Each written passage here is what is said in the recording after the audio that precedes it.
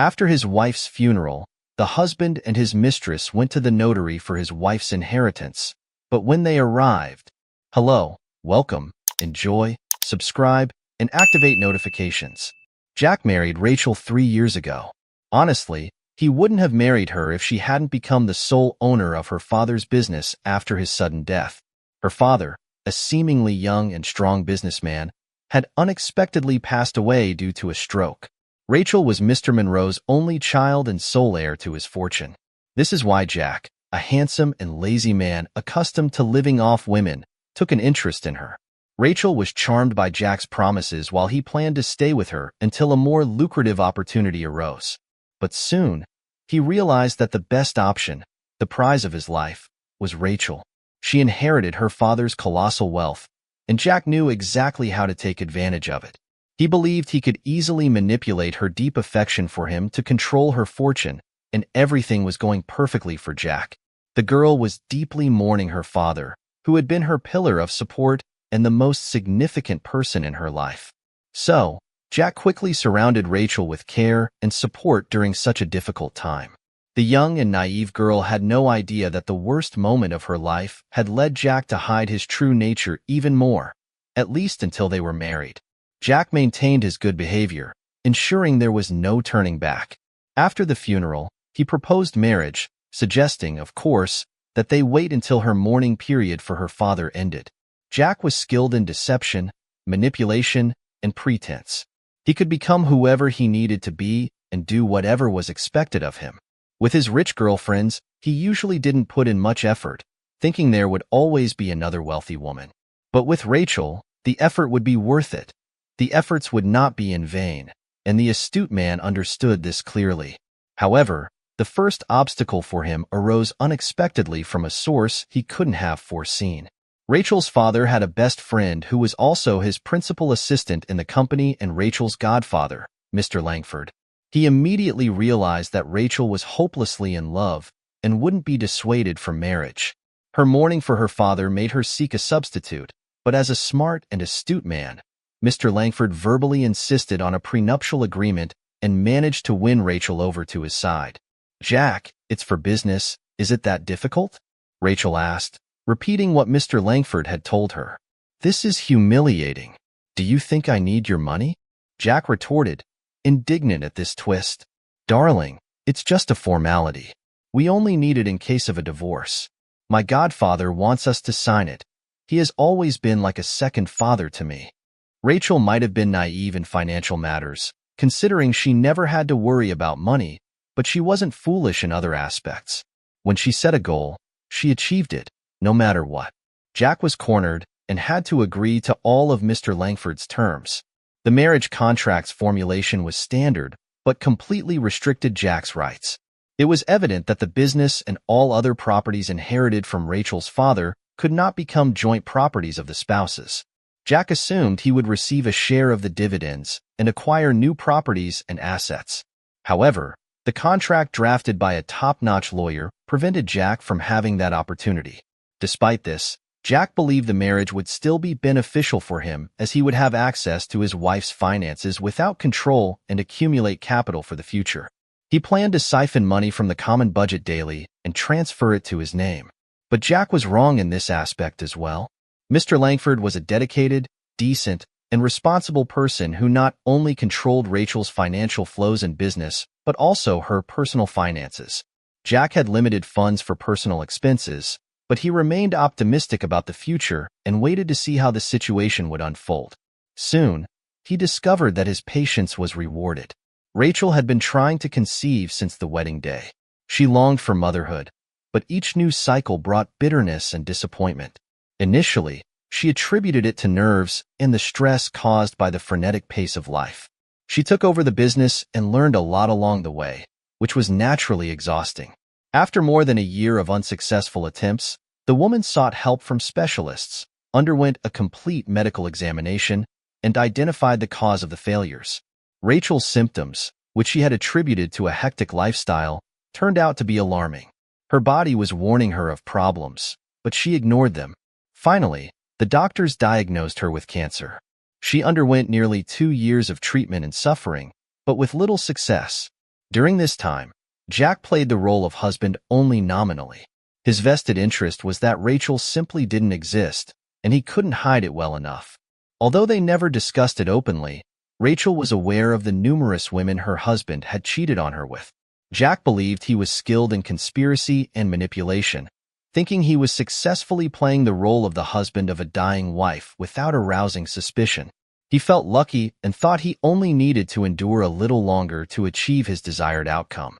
However, Jack's behavior was condemned and discussed by everyone, from the nurses in the hospitals where Rachel was treated to Mr. Langford. The man was furious and powerless. He couldn't understand why Rachel desperately wanted to preserve her marriage on her deathbed. He was also concerned that Rachel didn't have a will, and as a result, her husband would automatically become her sole heir. That scoundrel will inherit everything, including the fruits of Rachel's and her father's hard work, lamented Mr. Langford. He was certain that Jack, this spendthrift, would squander all the properties within a few years. However, the elderly man was at a loss on how to broach such a delicate subject with his goddaughter, who had emanated health and youth until recently and now had no chance. She was dying, and it would happen very soon. The countdown was in weeks. Jack was already rubbing his greedy hands, his eyes gleaming with anticipation of getting rid of his sick wife and acquiring solid capital. It seemed to him that the matter was settled. Mr. Langford prayed he wouldn't have to initiate the conversation about the will himself, but fortunately, it wasn't necessary. Rachel started the conversation, revealing a secret plan that left him speechless because she had planned everything meticulously with subtlety and ruthlessness. He never expected that revenge would indeed be a dish best served cold, and Rachel executed it perfectly. The plan Rachel devised and carried out didn't require much effort or time, but as she completed her journey on Earth, she achieved her primary dreams. Unfortunately, Rachel's loved ones didn't witness a miracle, and she passed away without recovering. Before her death, she organized the details of her funeral with great care.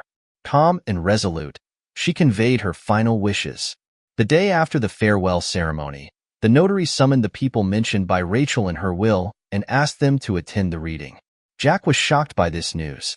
He was certain his wife hadn't drafted any official document in case of her death, and that he would become her sole heir, as the law usually provides in such cases. Still hoping for the best, he went to the appointed meeting, taking his new lover, Stacy, a stunning beauty. Entering the notary's office, Jack spotted Mr. Langford and Rachel's friend, Carl Tress.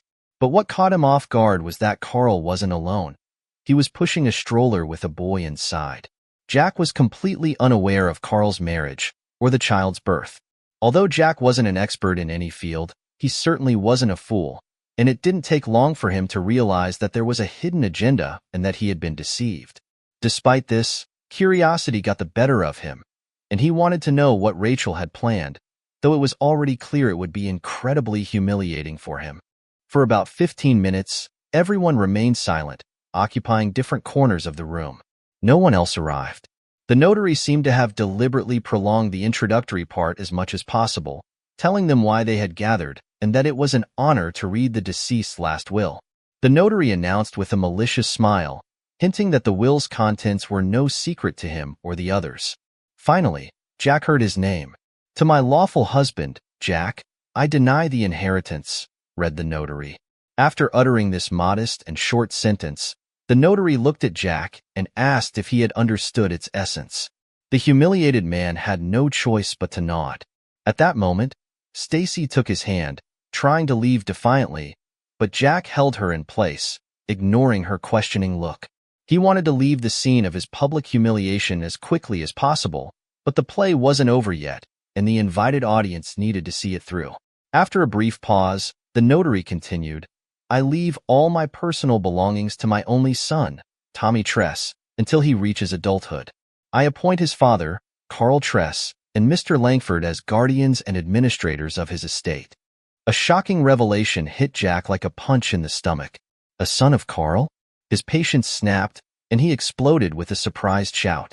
Besides Jack and Stacy, the news was no surprise to anyone present. "The boy is Rachel's biological child?" Jack gasped, raising his voice. "Yes, Tommy is Rachel's biological child with Carl," clarified Mr. Langford. She hasn't been pregnant in the last 2 years. That's impossible. Jack desperately clung to anything, despite realizing that, nowadays, it wasn't necessary to be pregnant to have a child. The godfather smiled, clearly enjoying Jack's shock and disappointment. Today's medical advances are impressive, he commented. While observing this scene, Carl recalled the horror he felt 2 years ago when he discovered that his best friend was gravely ill with little chance of recovery. It was shocking to him how calmly she spoke about her limited time and what she needed to do. That's when she revealed her desire to become a mother, no matter what. I preserved my eggs before starting treatment. They told me I probably wouldn't be able to conceive my child, but I insisted. Carl, I grew up without a mother and know it's not easy, but I always felt your love and protection. Carl cautiously asked, does Jack agree to raise the child alone? Who would allow that? I'd be happy to become the guardian and use the baby's money since he has no awareness, replied Rachel. No, I've realized that my dear spouse has a rather questionable character, to say the least, and his reaction to my diagnosis and prognosis, I don't even want to talk about him. This man doesn't deserve my worry. What about the baby? That's what I wanted to discuss with you. Rachel hesitated, which was quite unusual for her, as she was generally fearless. I don't know how to broach the subject delicately. Maybe there's no delicate way. In short, I'd like you to be the father of my child, she exclaimed in a high-pitched tone. Are you joking? You have a husband, replied Carl, clearly caught off guard. Yes, I have a husband and will have until the day I die. I've already made that decision. Of course, we won't sleep together. It's impossible given my current state. I can't carry the baby, unfortunately. I preserved my eggs, and now we need the biological material of the future father, naturally. We also need a woman to carry and give birth, but fortunately, these services are available now. At first, Carl found this absurd, the musings of a desperate woman, but she had a logical plan in her mind and had already completed a significant amount of preparatory work. She researched the legal aspects, arranged the services of a reproduction clinic, and even found a surrogate mother for the future baby. Carl, I could use a donor's services for the baby's father. I want to leave a part of myself, but when you think about it, who will the baby be with? I've thought a lot, but you're the only one I can trust. Knowing you for so many years, I believe you'll be a great father. I understand you want to form your own family, marry, and have children. It's logical. But please think about it. Don't answer now. For me, after what happened with Jack, the father of my child must be someone who doesn't prioritize money, someone who won't exploit my assets. I'm no longer as naive as before marriage. Jack taught me a lot. Now I have a lot of life experience. As for you, you don't need any money. You have plenty, replied Rachel, correcting her reasoning for the first time. You know you'll succeed. You worked tirelessly to keep the family business thriving. You never needed anything. Now I know for sure that a man who grew up poor will never stop thinking about having enough to eat. And if his decency also falls short, there will be a significant problem. I experienced this firsthand, added the woman sadly. To be honest, I'm completely confused. I had a totally different idea of becoming a father. I need to consult my parents, understand that I can't make such a decision alone. I'll need the help of close family members when I become a father, so I have to inform them and seek their opinion.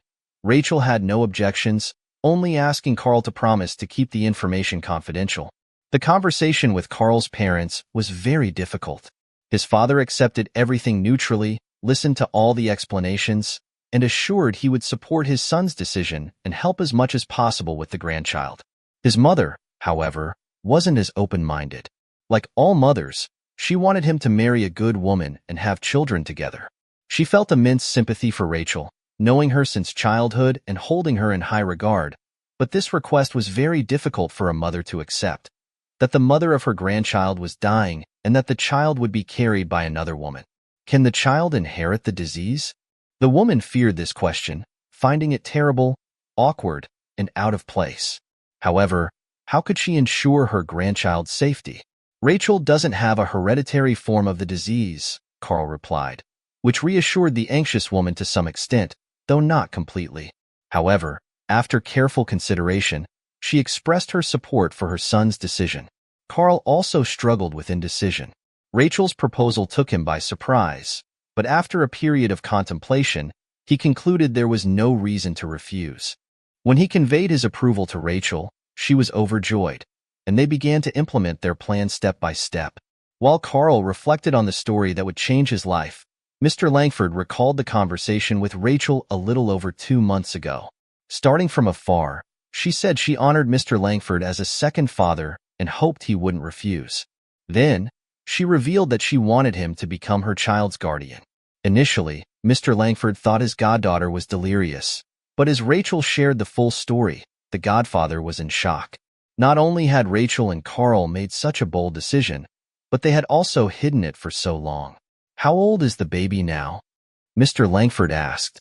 "Tommy is 8 months old," Rachel smiled. "You two really know how to surprise," Mr. Langford exclaimed, still processing the shock. "I don't want Jack to discover the child before I die. He'll only find out when my will is announced. I've already drafted it, and it's with the notary. However, there's one aspect that still needs to be resolved. Tommy will only have one father. I've reevaluated many aspects of my life and don't want to leave anything to chance.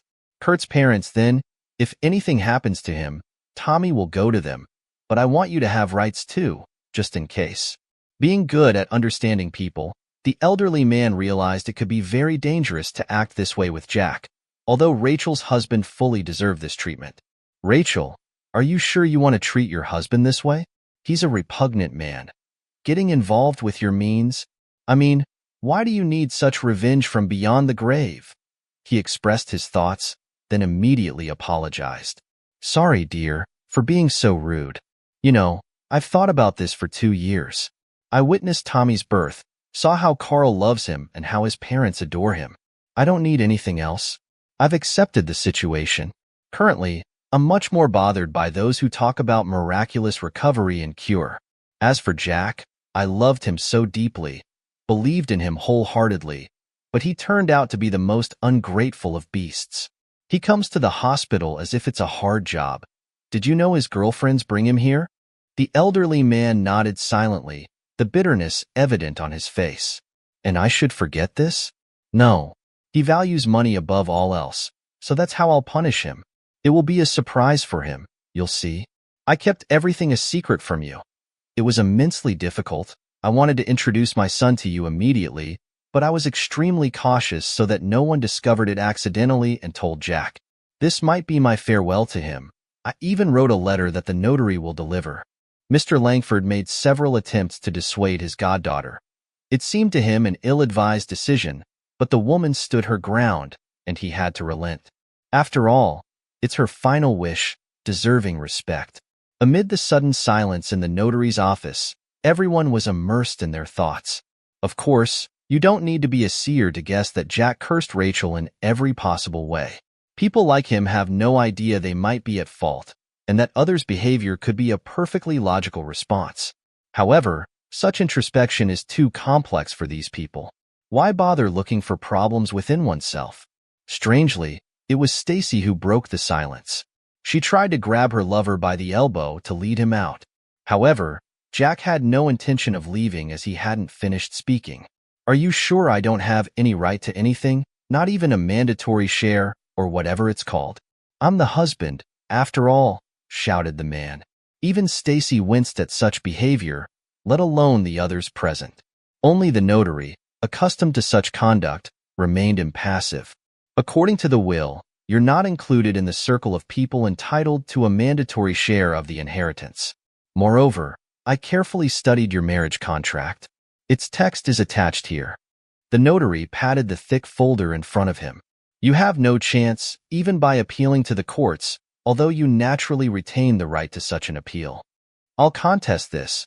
It's not clear who this illegitimate child is." Jack started to ramble, not realizing what he was saying. Carl struggled to hold back from punching the arrogant man. Even the usually calm Mr. Langford turned red with anger. Only the notary remained as calm as a python. For him, this was a typical workday, and nothing was surprising. He responded calmly. "Attached here are not only the child's birth certificate, but also the medical documents providing clear answers about his birth. Moreover, as per the deceased request, DNA test results confirm that your wife is Tommy Tress's biological mother. I must inform you that all the documents were gathered thoroughly and meticulously. Can I see? Jack wanted to see the evidence. No, you can only review the part that concerns you. All other documents, especially those regarding the child, can only be disclosed with the parent's consent, of course. I do not permit, Carl immediately intervened. Then it's only possible in a court process if the court deems it necessary to require those documents. That was the last straw for Jack. He stormed out of the office, slamming the door behind him, promising not to let this matter rest. His lover, however, was more polite. She said goodbye and left quietly, closing the door behind her. Does it matter that he didn't sign that the will was read to him? Mr. Langford asked the notary. There are many like him. It's no more than a formality, the notary reassured him. It would be funny if it weren't so sad. I still don't understand how Rachel got involved with him, Mr. Langford said aloud, but his question remained rhetorical. The men quickly signed the necessary documents and shook hands. Mr. Langford helped Carl put little Tommy in the stroller. Do you want to join us? I want to take a walk and get some fresh air. It's good for the baby, Carl asked. Certainly, I'll accompany you for a while, Mr. Langford agreed. They walked in silence, listening to the stroller's wheels noise. Do you think Rachel would be satisfied with how I'm handling things? Carl finally asked, expressing what had been bothering him. I'm sure she would be. You're a wonderful father, and it's evident how much you mean to each other, Rachel's godfather reassured him. To be honest, there's one thing I can't get out of my head. You know, I think Rachel told you that I advised against what just happened in the notary's office. Talking about this circus with the will, and how Jack found out about Tommy. Mr. Langford nodded in response. Of course, Carl replied. I was the one who constantly brought up the conversation about this. I didn't like this idea from the start. He's a nasty type. Angry, stupid, and mercenary. Why provoke him? Honestly, I even thought about telling him when the baby was already born that Rachel was hiding so much.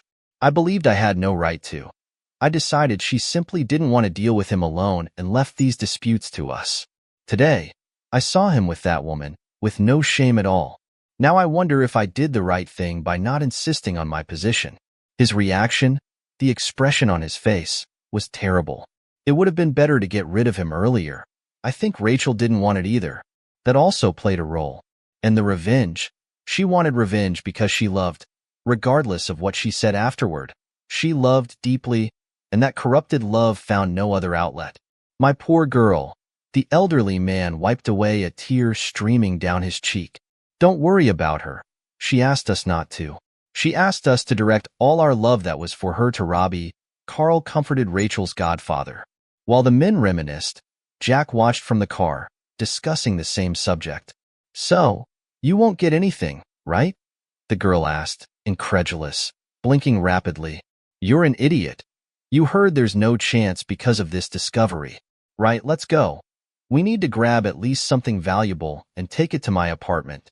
3 days later, Carl finally gathered the courage to visit Rachel's house, only to find it empty. He had prepared for a confrontation and even hired 2 bodyguards for his protection, but Jack hit the jackpot and returned to his home, of course, not forgetting to take many valuable items with him. Now Jack was sitting alone in the small kitchen of his tiny apartment, sipping some whiskey that Stacy had left him, which was quite expected. Why would she need a destitute man? Jack pondered his current situation. He couldn't help but reflect on how he had ended up there. Before, women paid to be with him, but now he had to offer money to a pretty young girl to stay in his company. Ironically, Jack, a gigolo past his prime, deteriorated by his vices, didn't blame himself for his circumstances. In his thoughts, his wife was the villain who drained his vitality and destroyed his hopes, leaving him without the inheritance he had eagerly awaited. In his fantasies, he was young, handsome, successful, and extremely wealthy, but as a final blow, Stacy told him some harsh truths. Nobody needed him. He was just a poor drunk living in illusions of grandeur. It was very hard to accept this reality. His dreams of wealth and success, largely dependent on his ex-wife, crumbled like a house of cards. His aspirations to be a successful businessman were destroyed. Blinded by his ego, he didn't see his part in his downfall. Instead, he blamed his deceased wife. In his mind, Jack saw himself as a saint who never left his sick wife alone, conveniently ignoring his numerous affairs, alcohol abuse, and disdainful behavior towards his wife. What a pity she's dead, and I can't hit her, he thought many times. I barely held back, encouraging myself that my patience would be generously rewarded. Jack spent nearly 2 weeks in a drinking spree, seeking to escape reality, and his resentment grew each day. During a sad, hungover morning, he decided he had had enough. He realized he couldn't achieve success or revenge against Rachel by drinking. Jack felt deeply humiliated a few days earlier. Men sent by Mr. Langford arrived and practically forced him to hand over the car keys, tearing up the power of attorney Rachel had given him. Didn't you know the power of attorney loses its legal force after the person who issued it dies? One of the men said derogatorily. Now, sober, Jack began to ponder how he would take revenge on Rachel and what he should do next. Initially, he wanted to desecrate her grave, but then, contemplating what was dear to Rachel and what would cause the most suffering, he saw another answer: Tommy. Jack was hit by a wave of electricity when this idea came to mind. He laughed maliciously, finally devising his revenge plan. Of course, there were many problems to solve and structure, but he decided on the main thing. He wouldn't harm Tommy. What is a mother's worst nightmare? Not being able to help her child in distress. That's exactly what he decided to do. The plan from his inflamed imagination was simple: kidnap the baby, take him far away, and leave him in an orphanage. After a week of vengeful thoughts and fantasies about this, Jack felt a satisfaction in his soul, if he had won. He hadn't smiled like this in a long time. It's true that such an expression looked quite intimidating and frightening, but Rachel's husband didn't care at all. You could even say he was happy while thinking about all the details. He experienced euphoria. The object of his hatred wasn't nearby, but Jack eagerly imagined how Rachel would have suffered from her inability to help her child. Once he decided on the plan theoretically, he began to think about the practical side. He needed to learn everything about Tommy's movements and who took him out of the house to perfectly choose the place and time for his crime. Jack knew Carl well in his past and was even familiar with his parents, having visited their home. He also knew that the elite suburban settlement had reinforced security. As Jack began contemplating his plan, he realized the challenges. Jack was determined to proceed with his plan despite the challenges he would face. He spent days observing from the forest with binoculars, studying the child's daily routine and movements. Is the game worth the candle? Jack questioned himself. Absolutely. His mental state visibly deteriorated after the will announcement. She ruined my life, and I will ruin her son's life, he murmured with a malicious laugh. If an indifferent person were near Jack at that moment, they would have noticed the drastic changes in his behavior and perhaps encouraged him to seek help. Unfortunately, the story does not entertain hypotheses. Jack was relentless in achieving his goals. Once he had a plan, no matter how foolish it seemed, he saw it through to the end. He spent days preparing the necessary conditions, exploring the entire territory to find the perfect viewpoint to observe Carl's house while remaining hidden. For more than a week, Jack would rise at dawn and rush to the settlement, staying there until late at night, keeping constant surveillance with binoculars and meticulously recording every activity in the house. He diligently kept a notebook to ensure he didn't miss anything. Through his observations, Jack learned that the child was cared for by Carl's mother and a nanny. However, Carl and his mother were unsuitable for Jack's plans. Both knew him well and could identify him immediately. Jack had no intention of being caught or punished for the crime he was planning. Jack meticulously planned his attack, anticipating that the police would come to him with questions, but he hoped to deflect them. In his plan, the nanny was chosen as the target of the attack. She had a fixed schedule and always walked with Tommy in the same places and routes. Luck favored Jack on a Wednesday during the nanny's daytime walk with the baby, who slept peacefully. She left the secure area of the settlement, following a small path in the forest to a clearing where another nanny from a nearby settlement met her. They chatted, and Jack even heard their laughter. To avoid drawing attention, Jack decided to stop observing the settlement daily and only visit on Wednesdays, trying to coincide with the nanny's daytime walk. Everything was precise as clockwork. Every Wednesday, the nanny left the safety of the settlement and walked along the forest path. For 4 consecutive Wednesdays, he observed the system to ensure it didn't fail. On the fourth Wednesday, he knew he would return the following week at the same time to take the child. To execute his plan, he bought a powerful taser at a local market, paying in cash to avoid being traced. He meticulously planned every detail to avoid being captured. Similarly, he bought an old car, stole plates, and attached them to the vehicle. He strategically determined where to park the car so that it was close enough to escape, but not so close as to draw attention. He also considered his appearance, taking measures to disguise his figure and face to avoid recognition. Thoughts of kidnapping consumed him. He went to sleep and woke up with these thoughts, even dreaming about the act in precise detail. As the designated day approached, he lost nearly 7 kilograms and became a shadow of his former self. One look at him was enough to see that he was a man to be feared. Traces of neurosis and obsession began to etch themselves onto his face. On Wednesday, he parked at the pre-selected spot and waited. When he saw the nanny pushing the stroller along the path, he trembled.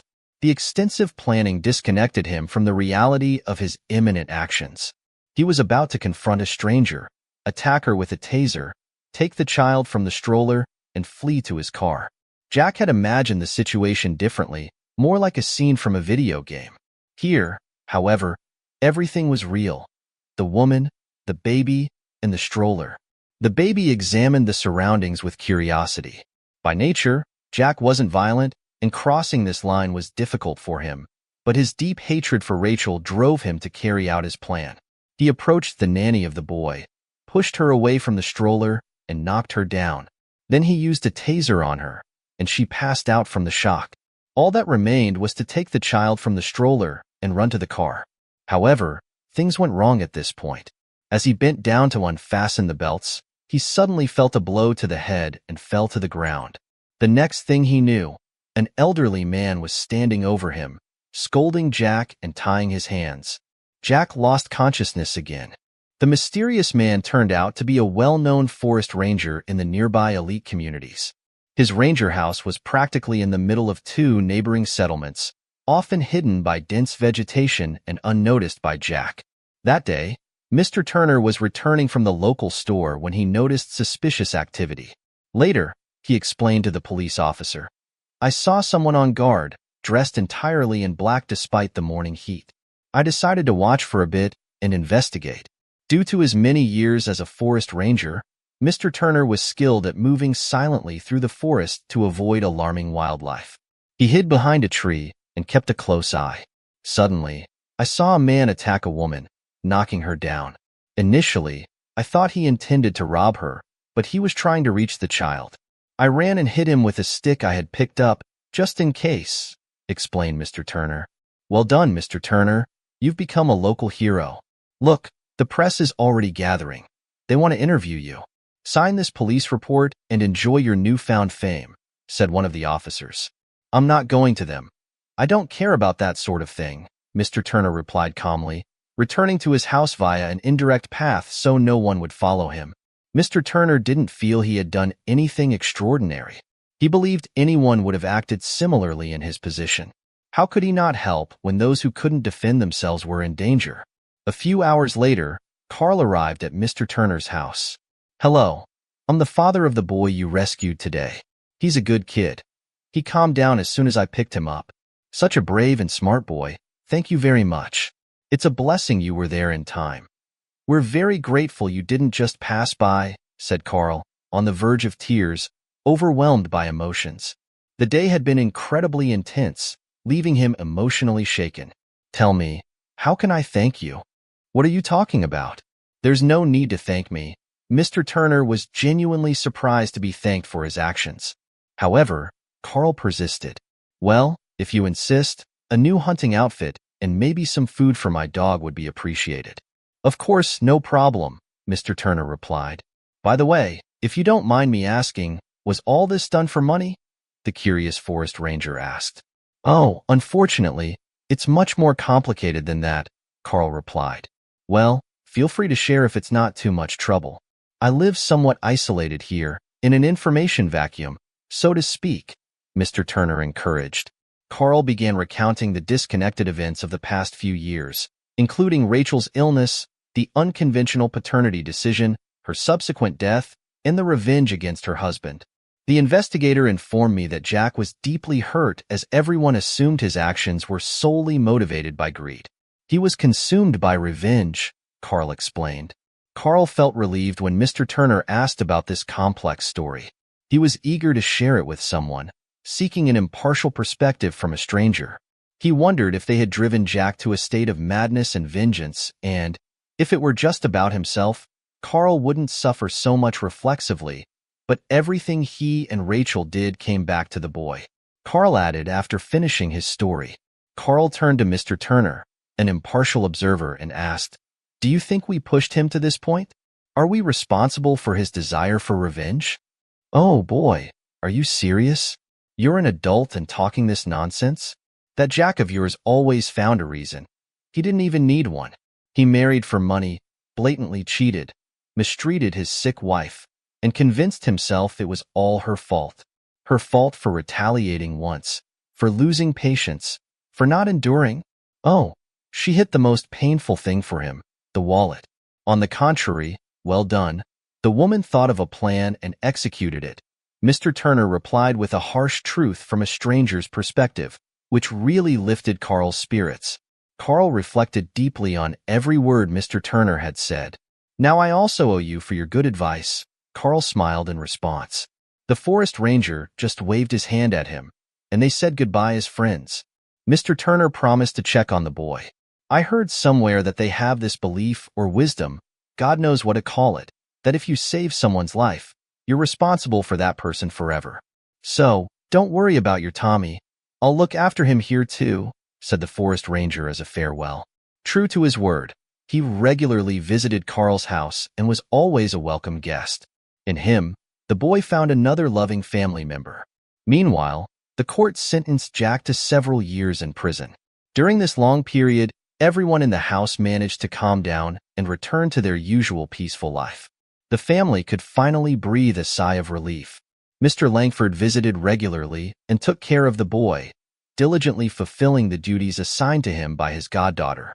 Carl met a single mother whose daughter attended the same kindergarten group as Tommy.